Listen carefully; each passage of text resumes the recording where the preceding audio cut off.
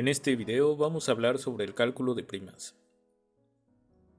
Una forma de entender qué es un riesgo es verlo como una exposición a la incertidumbre. Esta exposición puede causar pérdidas económicas y en este caso los seguros de daños son mecanismos de protección contra tales posibles pérdidas. Esta protección se obtiene a cambio del pago llamado prima. Si S representa el monto aleatorio que puede ser reclamado a una aseguradora en caso de una ocurrencia del riesgo asegurado, entonces se dirá que P, definida como el valor esperado de S, es la prima pura de riesgo. La condición de ganancia neta se define como la siguiente desigualdad. Cuando la prima sea mayor, una cantidad mayor al valor esperado de S. En concordancia con lo anterior, se tienen los siguientes principios para el cálculo de primas.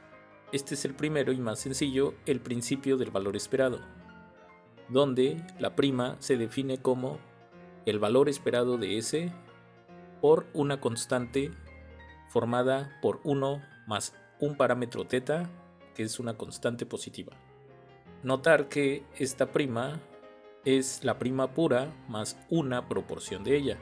Al multiplicarse por 1 es la prima pura y más la proporción de θ veces la esperanza de S. Este parámetro θ es el factor de recarga, así le vamos a llamar, en inglés loading factor.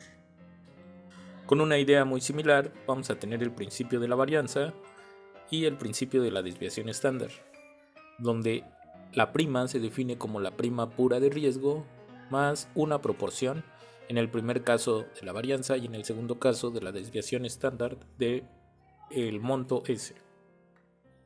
También tenemos el principio de utilidad cero, donde la prima va a ser calculada al resolver esta ecuación. En esta ecuación tenemos del lado izquierdo una función v que es llamada función de utilidad.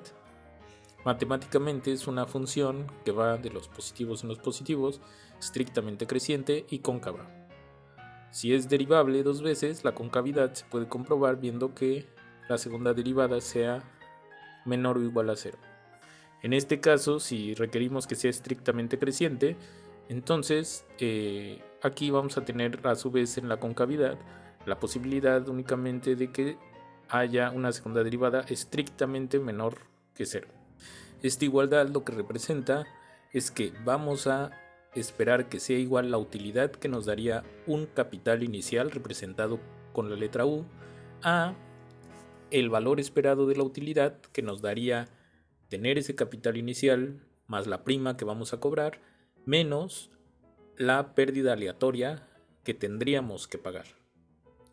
Así que tenemos que U más P menos S es el capital después de un reclamo sin considerar tasa de interés, ni inflación, ni otros posibles gastos o ganancias adicionales a la prima P. También tenemos el principio del porcentaje y el principio de Esker. Estos dos principios tienen un cálculo que requiere un poco más de álgebra. En el primer caso se calcula la prima como el ínfimo de este conjunto. Es un conjunto de valores tales que la probabilidad de que el reclamo sea mayor que esos valores es menor o igual a epsilon. Este epsilon va a ser un parámetro que normalmente va a ser una cantidad muy cercana a 0. Así que queremos que la probabilidad de que el reclamo supere x sea pequeña. Entonces los valores de x que cumplan que esto suceda van a ser valores muy grandes. Nos vamos a quedar con el más pequeño de ellos. Entonces normalmente esto se vuelve para calcular la x, técnicamente esto lo vamos a convertir en una igualdad. Aquí vamos a tener 1 menos la distribución de S evaluada en x y vamos a poder intentar despejar x sacando la inversa de la función de distribución. Y esa x va a coincidir con que va a ser el ínfimo, así que así se va a calcular la prima. Para el principio de Esker, la prima se calcula como este cociente tiene que ver abajo con la función generadora de momentos y arriba es una especie de transformada de Laplace. En este caso, técnicamente lo que se va a tener que hacer es este cociente de integrales, o bien de la integral del numerador entre la generadora de momentos, que normalmente es una integral, pero si la distribución de S es conocida, aquí podemos simplemente colocar la generadora de momentos que conozcamos y resolver la integral del numerador. H es un parámetro y la prima vista como función de h, entonces será una función creciente. Así que entre más grande sea la h, tendríamos una prima mucho más ventajosa para la aseguradora. F de x pues es la función de densidad del riesgo S. Y por último tenemos el principio del riesgo ajustado, donde hacemos una especie de transformación de la probabilidad de supervivencia, y a eso le calculamos esta integral. Estos principios cumplen estas propiedades deseables en su mayoría, que son la consistencia, la aditividad, la invarianza, que exista una cota inferior y una cota superior. La consistencia, aditividad e invarianza son propiedades deseables que es natural pedirlas. Si un riesgo se incrementa en una constante, entonces la prima debe reflejar ese cambio incrementándose en la misma cantidad. Es decir, si C es una constante positiva, entonces la prima de asegurar S más esa constante va a ser la prima por asegurar S más la constante. Este es un extracto del libro de Luis Rincón del 2012, Introducción a Teoría del Riesgo. Para aditividad vamos a tener también del mismo libro: la prima de un portafolio consistente en dos riesgos independientes debe ser la suma de las primas individuales. Es decir, la prima de la suma de estos riesgos independientes es la suma de las primas. Y la propiedad de invarianza o invarianza de escala sería algo parecido a que esta prima, función de S vista como operador, saca constantes.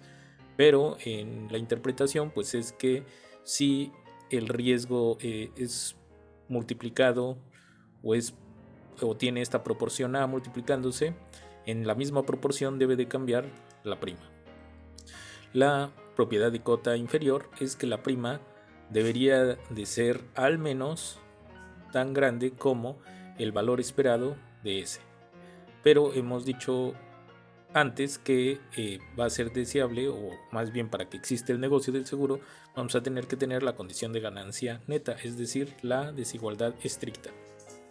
Y por último, la propiedad de cota superior dice que si un riesgo está cotado superiormente, entonces la prima también debe de tener la misma cota superior, es decir, no podríamos cobrar por un riesgo una prima que sea mayor al riesgo. Eso es natural. Bien, hasta aquí hemos visto de este tema de primas. Una exposición mucho más detallada se puede encontrar en el mismo libro de Introducción a Teoría del Riesgo de Luis Rincón, editado por las prensas de la Facultad de Ciencias de la UNAM.